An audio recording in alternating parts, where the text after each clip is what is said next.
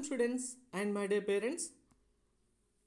JEE Advanced Examination qualify students యొక్క count almost 43,000, 44, 45, 48, 50,000 వరకు ఉంటుంది. ప్రతి ఇయర్ ఏదైతే షఫల్ అవుతుంది.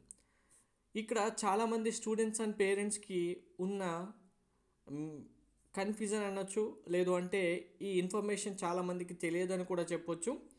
ఇక్కడ అందరికీ వస్తున్న డౌట్ ఏంటంటే, ఇప్పుడు 48,000 స్టూడెంట్స్ క్వాలిఫై అయ్యారు, వీళ్ళందరికీ ర్యాంక్స్ ఇచ్చారు.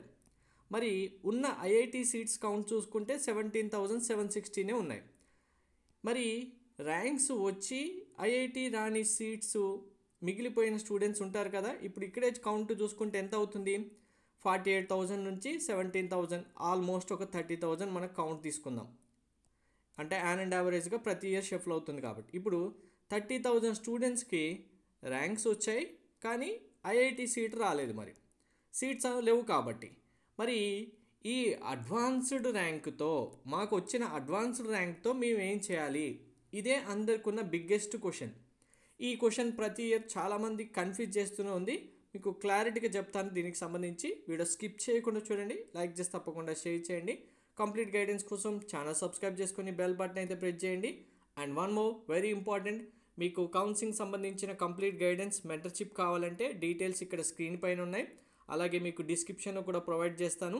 మెంటర్షిప్లో జాయిన్ అవుతే మీ కౌన్సిలింగ్ కంప్లీట్ అయిపోయి కాలేజీలో జాయిన్ అయ్యేంత వరకు కంప్లీట్ గైడెన్స్ ప్రొవైడ్ చేయడం జరుగుతుంది. సో ఇక్కడ మనకు ప్రాసెస్ ఎలా ఉంటుంది? మెయిన్స్లో టాప్ 2.5 lakh స్టూడెంట్స్ ఎవరైతే ఉంటారో వాళ్ళు అడ్వాన్స్డ్ ఎగ్జామినేషన్కి ఎలిజిబుల్ అవుతారు. ఎగ్జామ్ రాసే స్టూడెంట్స్ కౌంటు ప్రతి ఇయర్ ఇలానే ఆల్మోస్ట్ ఉంటుంది. వీళ్ళు మినిమం సబ్జెక్ట్ వైజ్గా క్వాలిఫై అయిన స్టూడెంట్స్ అందరికీ ర్యాంక్స్ అయితే ఇస్తారు. ఆల్మోస్ట్ ఇక్కడ 48,000గానే మనం కౌంట్ తీసుకున్నాం. ఇప్పుడు క్వాలిఫై అయిన స్టూడెంట్స్ వీళ్ళు. ఎవరికైతే ఐఐటి కాలేజీలో సీట్స్ రావడానికి ఛాన్స్ ఉన్నాయో ఆ కౌంటు 17,760 వరకు సీట్స్ అయితే ఫిల్ చేస్తారు. మీ కేటగిరీ బేస్ చేసుకొని ఓన్లీ 17,000 వరకే కాదు, అందులో మీ కేటగిరీ షఫల్ అవుతుంది కదా, అందులో షఫల్ అయిన దాన్ని బేస్ చేసుకొని సీట్స్ అయితే ఫిల్ అవుతాయి. ఇక్కడ 17,000 ఉంటే నాకు ర్యాంక్ 17,000 వచ్చింది, నేను ఓపెన్ కేటగిరీ సీట్స్ స్టూడెంట్ నాకు సీట్ వస్తుందంటే రాదు. అది ఇండివిజువల్ కేటగిరీ బేస్ చేసుకొని కట్ ఆఫ్స్ ఉంటాయి. కానీ ఓవరాల్గా 17,000 సీట్స్కి 17,000 స్టూడెంట్స్ అయితే ఫిల్ అవుతారు. మిగిలిన స్టూడెంట్స్ ర్యాంక్స్ అయితే ఇస్తారు. మరి ఆ ర్యాంక్స్ని ఏం చేసుకోవాలి అంటే కనుక, ఈ ర్యాంక్స్తో మనం చేసుకోవడానికి, మనకు యూజ్ అవ్వడానికి ఏ ఛాన్సు లేదు.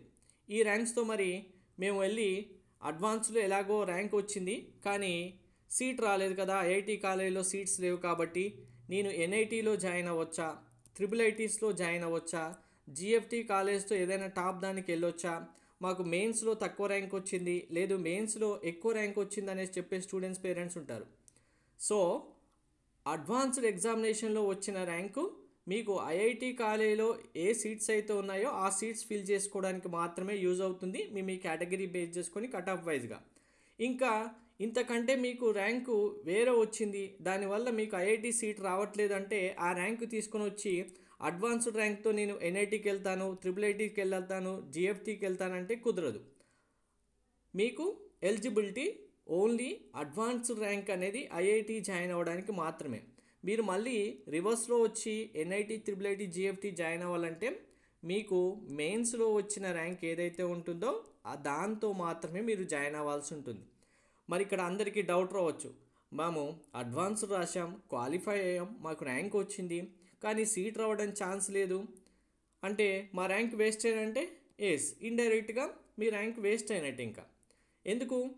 సీట్ రానప్పుడు ఆ ర్యాంక్ ఉంది అంటే దానివల్ల మీరు యూజ్ చేసుకోవడానికి ఎటువంటి స్కోప్ లేదు. మళ్ళీ ఎన్ఐటీస్, ట్రిపుల్ ఐటీస్ బ్యాక్ వచ్చి జాయిన్ అవ్వాలన్నా మెయిన్స్ ర్యాంక్తోనే మీరు జాయిన్ అవ్వాలి, అడ్వాన్స్డ్ ర్యాంక్స్తో ఉండదు. సో అందరికీ క్లియర్ క్లారిఫికేషన్ ఏంటంటే, అడ్వాన్స్డ్ ర్యాంక్ మీకు ఏదైతే ఉందో మీరు కట్ ఆఫ్ లోపల ఉంటే మీరు ఐఐటి కాలేజీలో జాయిన్ అవ్వచ్చు.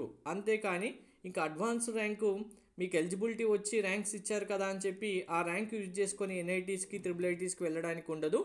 ఓన్లీ మెయిన్స్ ర్యాంక్ ఏదైతే ఉంటుందో ఆ మెయిన్స్ ర్యాంక్ మాత్రమే మళ్ళీ మీకు రివర్స్లో ఎన్ఐటి, ట్రిపుల్ ఐటీస్ జాయిన్ అవ్వడానికి యూజ్ అవుతుంది.